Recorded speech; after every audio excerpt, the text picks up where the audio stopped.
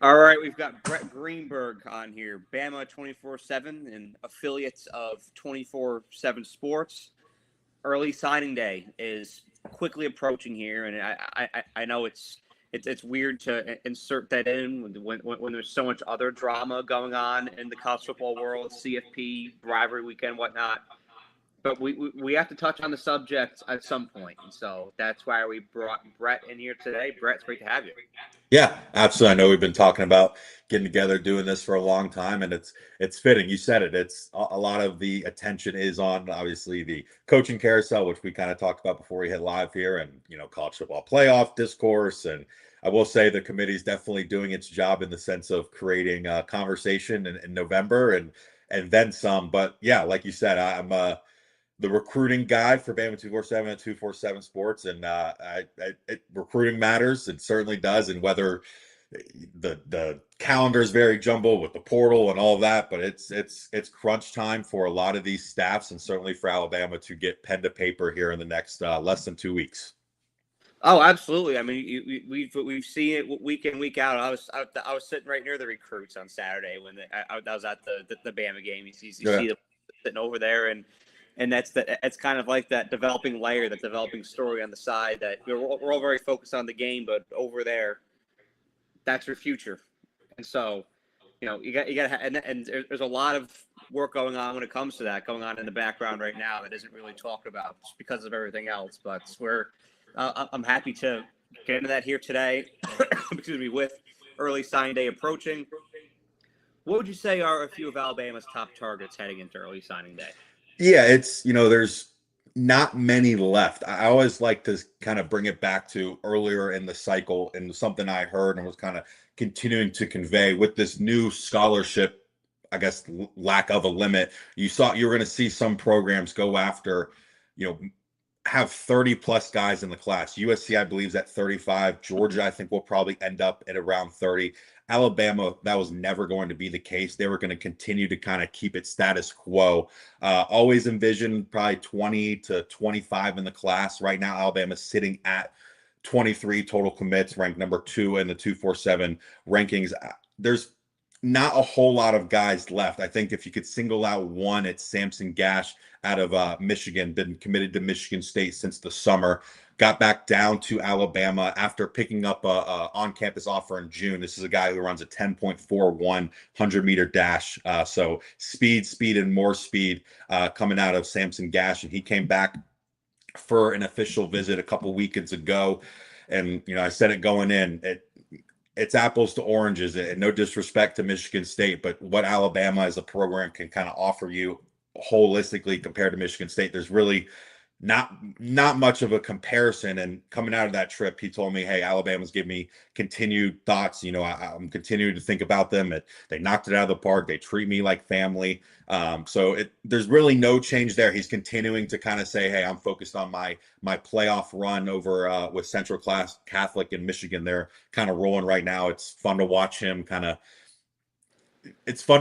the other teams not put a safety over the top on him. I mean, he just runs right by him, checks all the boxes that Alabama's looking for. And I know Alabama fans may say, hey, they've got 3 commits in the class at the position, but they're trying to add more. And this is a guy who has elite speed. But I can't imagine what he's kind of going through, not only just with this playoff run, but also thinking about his future. Michigan State, again, was that early eval, the early offer. He has those relationships. He's close. He's very close to that campus, obviously. But again, and he said it, and you can say anybody could. Alabama is a different animal, and you have an opportunity to play at Alabama. You might want to take it. So that's a guy I'm certainly tracking. And then another guy who came up on the radar about a week and a half ago with an offer, the number 2 JUCO defensive lineman in the country.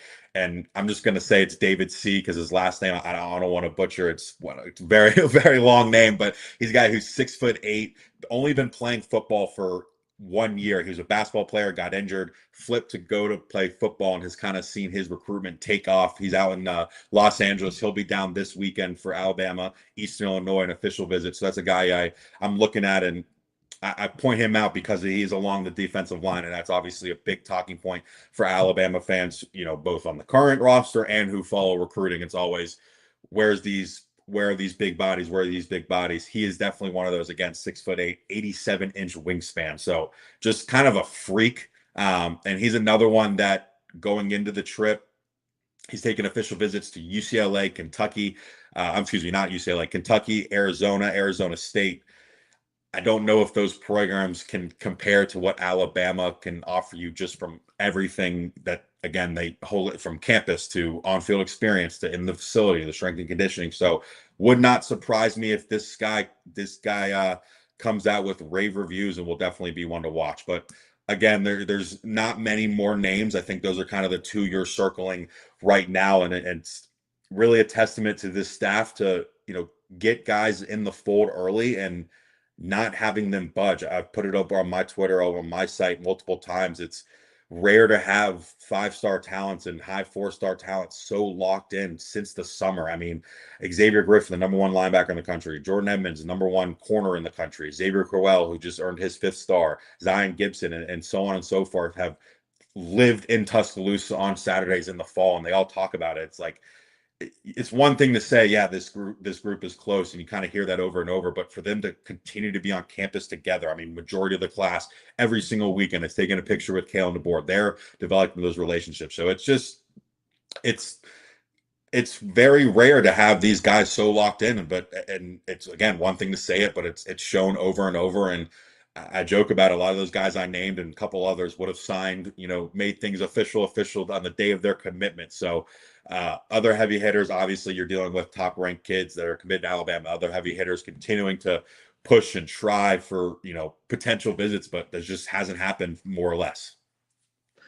What would you say is leading to that buy-in right now? Because I as an Alabama fan, I love hearing that, and like you said, it is very rare. So what do you think that the recipe is for that right now? I think it's one, a lot of these kids around the country. I mean, you've seen it. They followed Alabama. Alabama was the program, and it still is one of the top premier programs. You have that, and then you also have, I think, the buy-in from the current roster. That kind of shows you what this staff is like. And you talk with parents, you talk with current recruits, commits. It's everything is about like family, family, family. From Kalen DeBoer to the woman sitting at the secretary to the janitor. Like, I always like to tell this story. Nolan Wilson, who was picked up his first offer from Alabama, and that was a big reason for his continued commitment, and with schools like Miami and others continue to go after him. And obviously, a defensive lineman who's a top 100 player, and you got Miami going after him. There's kind of stuff to follow just in the NIL world. But I go back to his summer official visit. He told me, he's like, they knew what my little sister's allergies were. It's like, it's just a whole approach. It's family first before football, and I think that's really been a big part of it. And again, I say it over and over, the more times you can get commits on campus, the better, and that's just been the case. And also, I'm kind of rambling here, but going back to the summer, and I think you saw it, like these official visit photos, it was, the recruits, and then half the defense was in the picture, or half the offense was in the picture. It's like, if these guys are, wanting me, I can relate to them on a different level than the coaches as well. But it's just family. I think if I had to pinpoint one thing, a lot of these, parents of commits talk about how, they go out to dinner and they meet, Maurice Linguist's wife and his kids, and our kids get along and things like that. It's just upfront, it's honest. And I think what's also noteworthy is, specifically, I guess, kind of, for example, at the quarterback position, it's very open from the start that, hey, Jet, we want you, but there's going to be another quarterback in this class. And that openness, I think, was specifically just at the position room. And, there's some, of course, everybody's got your human nature. You want to be the guy in the room, of course. But I think the openness from Nick Sheridan, for example, just kind of from the jump, hey, we want 2 in the class. At the tight end position, there's, kind of some movement there, but Max Sutter knew he was the guy, but they were going to potentially go after another guy as well. I think it's just that openness, that honestness, and Kalen's just an approachable guy. He's you kind of hear he's laid back, and maybe for Alabama fans that doesn't sit well, but you've seen him kind of turn the corner, both with his walkouts at Bryant-Denny, slapping the goalpost, and he's showing emotion, and he's starting to cuss now. I think there's even a bigger buy-in with him. And again, it's just family, to simply be put. Now, and that's how you go about building that foundation, right? I mean, that's how you achieve that buy-in, is that real family feel, and it all leads to attention to detail. Like you said, knowing a player's little sister's allergies. I mean, that's how you connect on that level and build those relationships from the ground up. And one thing you touched on too that I think it's huge is the transparency, because I feel like there are some programs out there that it's almost like a sales thing. It's like Yeah. you'll do whatever it takes to get it across the finish line. But if there's certain concerns that you don't address early on, guess what? It's going to come back to bite you later on. If you make promises that you can't deliver, if you're not open and honest about when a player is going to begin getting PT, you're going to have to face that at some point. And so I love the fact that Alabama's recruiting staff and coaching staff overall addresses those issues at hands before too much time elapses, and just tells players straight up, hey, you're not going to start your first year. If I were a player, I would love to hear that instead of saying, oh, you're going to get this, you're going to get that, and then fall camp comes along and I'm third on the depth chart. What the hell? That's not what I was told. Yeah, no, absolutely. It's a good point. It kind of brings me back. I'm kind of running through the file cabinet in my head right now. It goes back to Keelan Russell's official visit all the way back in the summer. Obviously, was talking to his mother about it, and she continues to bring it up. They were sitting in Kalen DeBoer's office, and it was something that helped really kind of seal the deal. It was Kalen had told Keelan, hey, close your eyes. What jersey do you see yourself running out in a tunnel with at the college level? And if it's not Alabama, that is okay with us. We want you to be fully comfortable. We understand your circumstance. Obviously was committed to SMU at the time, but we want you to feel comfortable. And April Moore, his mother, continues to bring that up. Keelan also brought that up in real time. It was like just open, honest transparency, and then sticking with the quarterback, because you brought it up there and it kind of jogged my memory. Obviously, we're talking about the 2026 class, but who has 2 commits. But looking ahead, 2027, they've got Trent Seaborn in the fold. Was talking with him, was talking with his father. It's very clear. It has been made very clear from the jump. They want 2 quarterbacks in the class, and obviously a guy that's been tied to Alabama over the last couple months, both from my side and my reading and kind of everywhere else, is the number 1 quarterback in the country, in Elijah Haven. He told me the same thing. His father told me the same thing. It's one thing to say, hey, you're going to be our guy from the jump. And I thought it was very interesting. Elijah Haven's dad said, some of these kids aren't ready. My kid may not be ready from the jump. So it pays to have that competition. And it's just, again, that speaks to the type of recruit, the type of athlete, the type of family that this staff is going after. They're not going, if there's a recruit that wants money to come visit just to get on campus, or is saying XYZ amount of money and it's just not in their realm, they're not going to play around with them. And it's if you're here for the money, you're not here for the right reasons. And I also like to kind of say, that seems to be the perception around the world, around like the country, to the the casual recruiting fan, and rightfully so. I understand it. There's crazy deals out there, numbers that get thrown out and stuff, but the Georgias, the Alabamas, the Ohio States of the world, they're still getting guys that are football players that want to be developed. The proof is in the pudding. Of course, there's other programs that are highest bidder will take you, so on and so forth. But that's why I like to also point out, and I think, again, it speaks back to how I said these higher ranked guys, Xavier Griffin, Jordan Edmonds, Sedarian Morgan, they weren't going anywhere. They committed to Alabama and they were done. They went about their process in the winter, the spring, and the summer, and they made their final call. And I think it speaks to this staff as well. It's just rare. I've said it 100 times all around the show, but it's rare. And it goes back to what you said with the transparency from the jump. And we're going to take X amount of guys at this position, but we want you and you're a piece of us. But also find that balance of, hey, you may not start, but here's the development track for you, and things like that. Well, and it speaks volumes when you can be transparent like that, right? I mean, it gets players to buy in. The whole family elements, I think, has been huge for Alabama, and it's recruiting, and then just getting football guys in there, and like you said, there are plenty of them out there. I know there can be that perception of Right.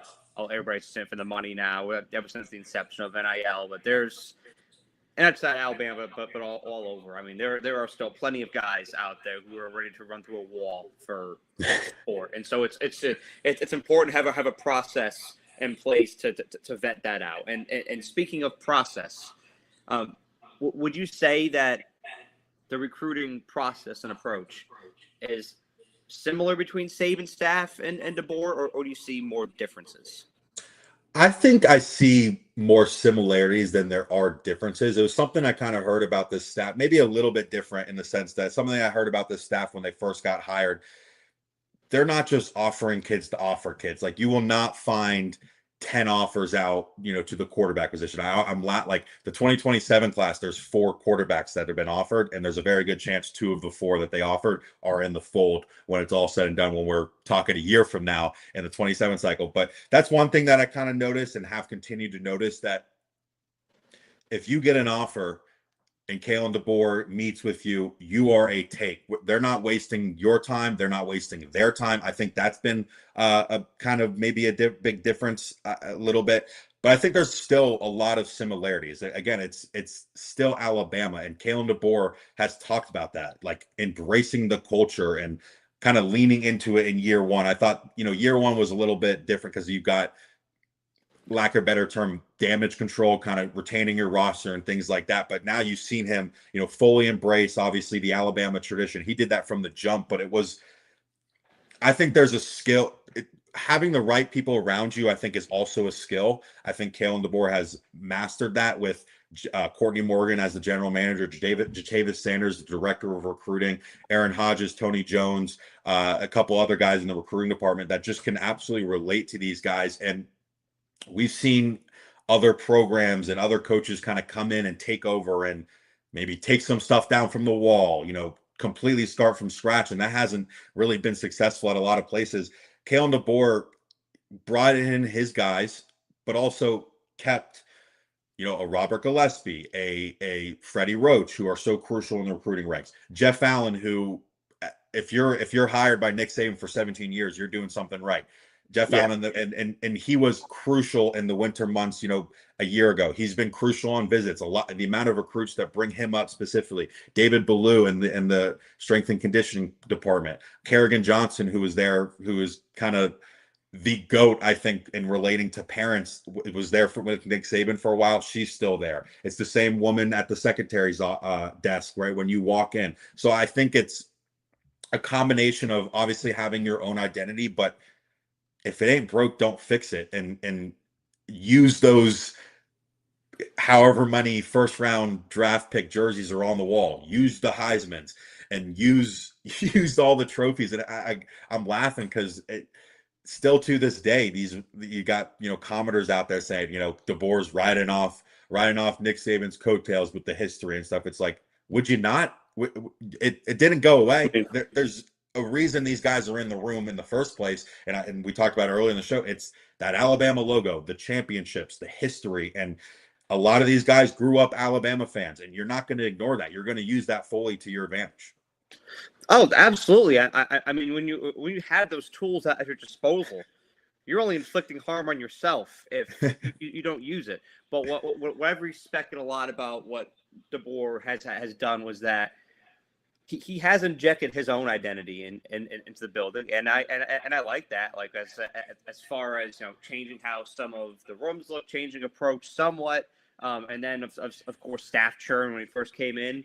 But all of the main people and the crucial elements of that building are still very much intact. I interned with the team back in 2023, and okay, all those names that you mentioned stood out to me as people that are really the glue of the program, and you can't afford to lose. Some coaches go in there and just clear house of everybody. Kalen DeBoer is smart enough to retain those people.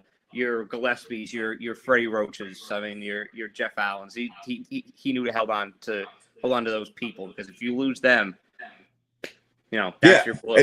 And I'm glad, and you brought it up right there. It's obviously these kids are here to play football, and they're that's their main focus. But the parents matter just as much. And if my kid gets hurt, who's in charge? And that's Josh Allen. And can I continue to still reach out to him? And if my son's struggling in school, can I still reach out to Kerrigan Johnson or the other academic advisors?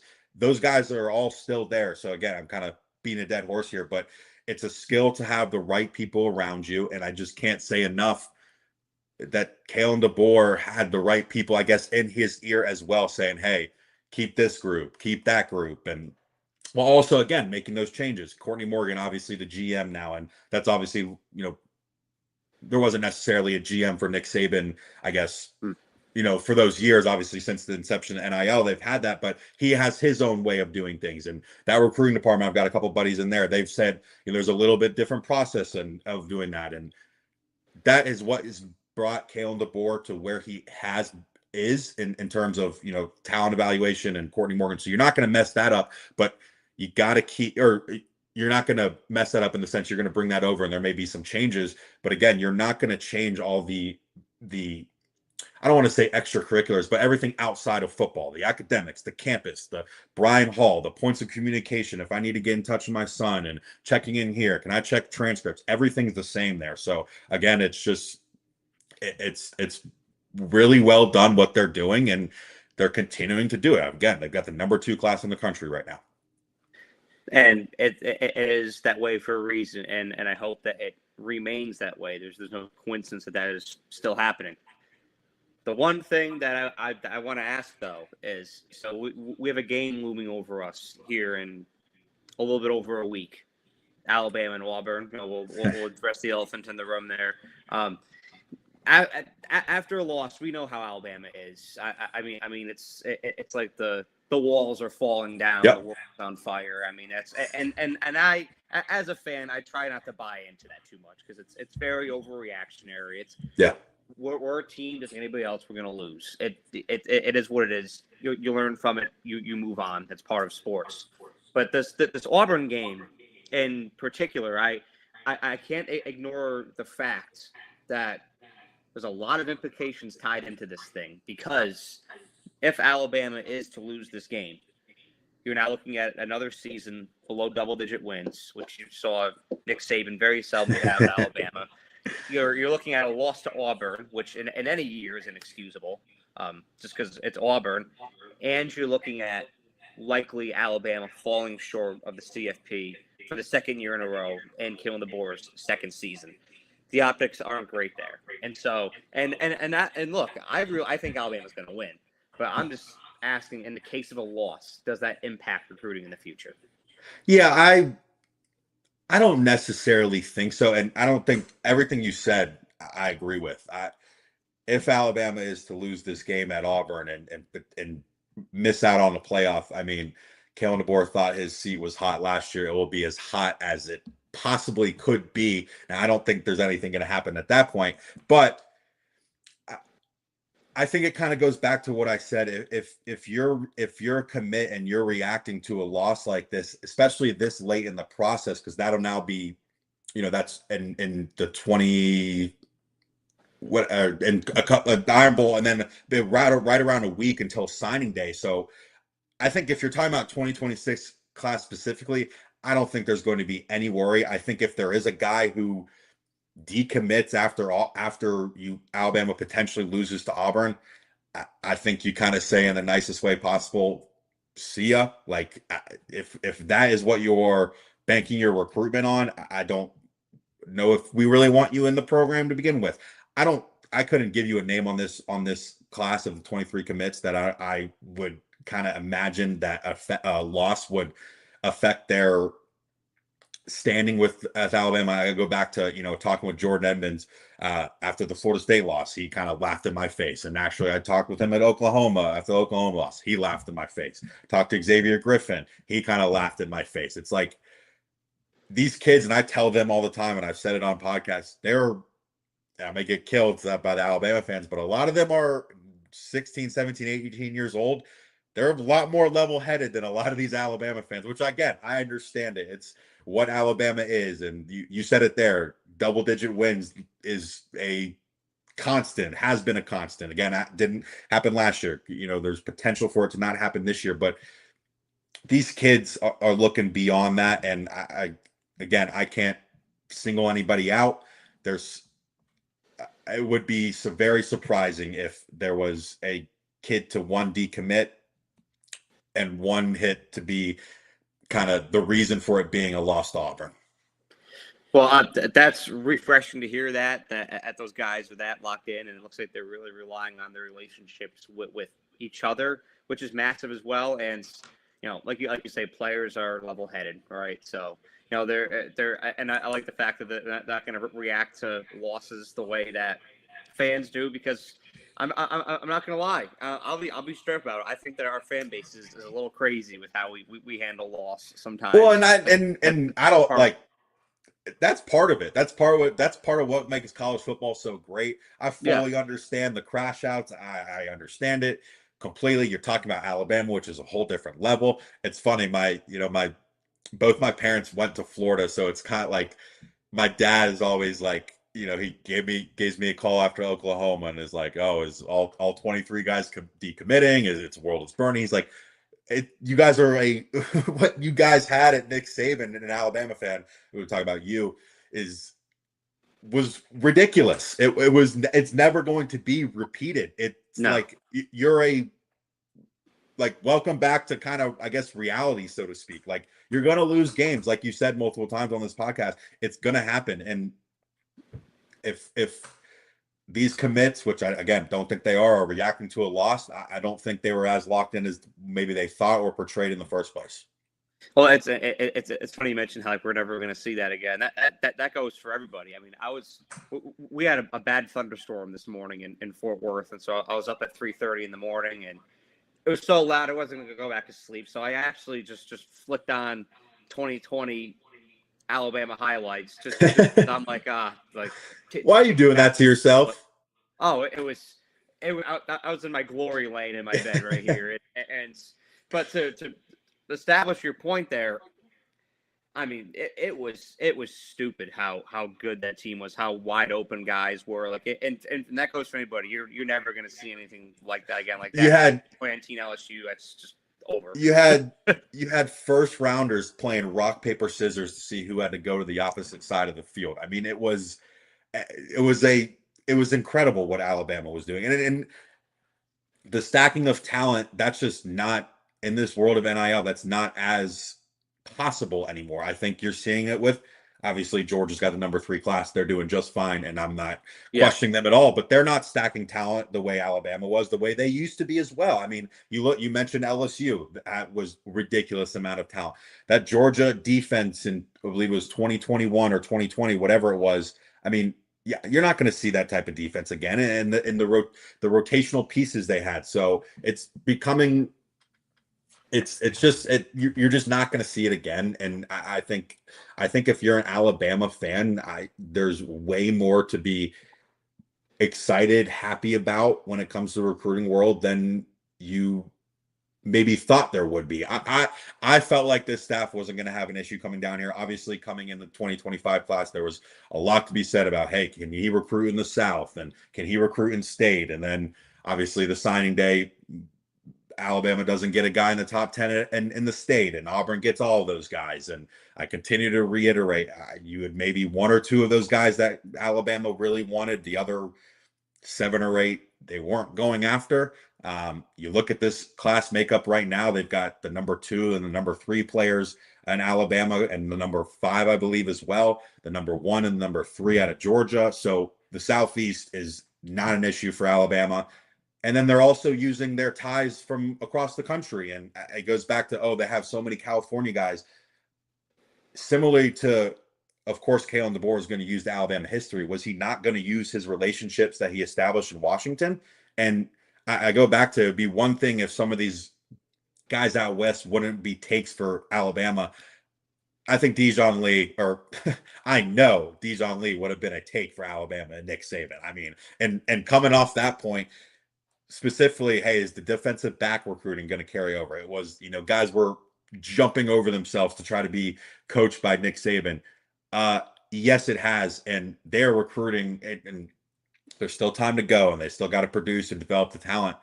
But they are recruiting at as high of a level in the secondary. I know that's may get me killed, but it's true. You go look at the numbers. I mean, they're getting 5-star after 5-star. Again, Jordan Edmonds, Zion Gibson, number 1 and number 6. Xavier Brown, who was a Nick Saban but Xavier Brown was one of the top players in the country. He could have gone wherever he wanted. He obviously trusts his staff, and that goes to Maurice Linguist, defensive backs coach, Jason Jones, who's also in the defensive back room, kind of more primarily safety, but they are rolling right along in the secondary. So it's kind of like I told you so. Like I felt like everything you heard about the staff, and I understand, the fans may not have access, as much information, of course, but it never really felt like a worry. And I was kind of pinpointing this 2026 cycle as kind of my first, I don't know, test for this staff, because I felt like 25, you're a little bit far behind just because you have to do with that current roster. I mean, they've gone a full cycle and they've got 10 top 100 players. And again, the number 2 class in the country with under 2 weeks to go until early signing period. Well, and that was, as a fan, of course, when Nick Saban retired, we all knew it was going to happen at some point. And you place him with DeBoer. Like I like to place myself back in January of 2024 and envision being in November of 2025 and what's the feeling, what's the vibe around recruiting, because there's nothing certain back then. I mean, you could have told me, Alabama's going to slip off to 6 or 7 or 8 in 2026, and I'd be like, okay, it's this coaching staff's first full cycle. Yeah, they'll build it back up again. But the fact that they're sitting at 2, I'll be honest with you, that's exceeded my expectations, and I'm very, very happy with that. Yeah, absolutely. And I think last year too, and I said I didn't kind of fully judge it, as much as I did this one, but they were behind and they secured a top class. I know it wasn't number 1, but I think to your point, I think Alabama fans would have been thrilled with a top 10 class. They had a top 5 one. I think Alabama fans would thrilled with a top 5 to top 8 class this cycle, 2026.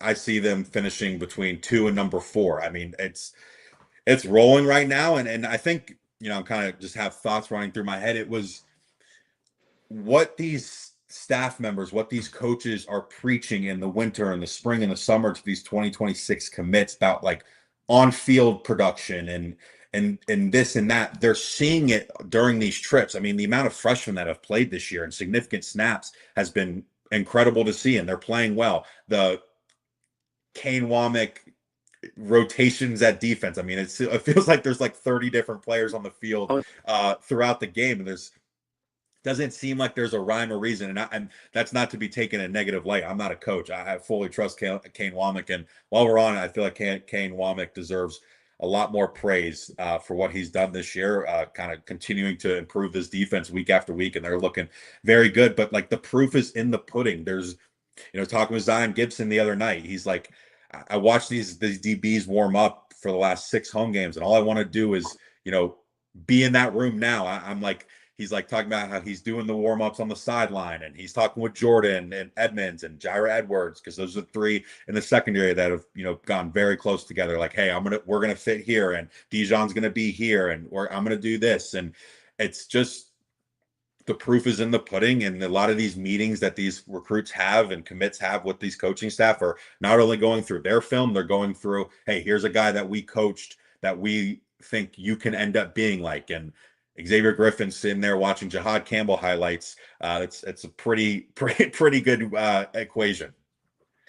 Well, yeah, and it gets them excited about it early on. I mean, just being excited about playing ball. Like you can't forget the main thing in all of this. And I know that there's a lot of different elements in college sports now with NIL and other schools constantly trying to poach you, and you having to match this other school's offer and this and that. There's a lot of tape you got to cut through now, a lot of different elements. But, within the doors of a program, if you can still harness that love for football and its purest sense and not just the business around it, you're doing something right.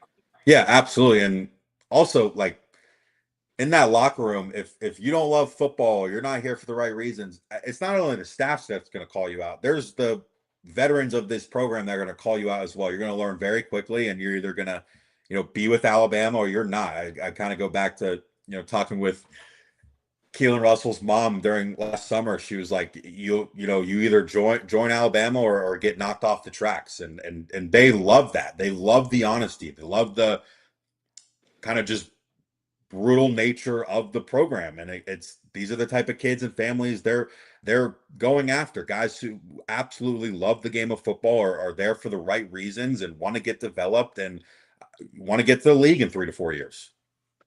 Yeah, I mean, and it's all about buying in that process from being a freshman all the way up to your junior year. I mean, we've seen so many stories of it in the past of guys having to wait their turn and sometimes being impatient. Like Najee Harris is a perfect story of that. I know that he was agitated with not starting immediately because he was behind the slew of other future NFL running backs. Then he got his chance, and boom, there he was. Ty Simpson's the latest example. Yeah. Waited, what was it, 3 years to get to this point, and now here he is.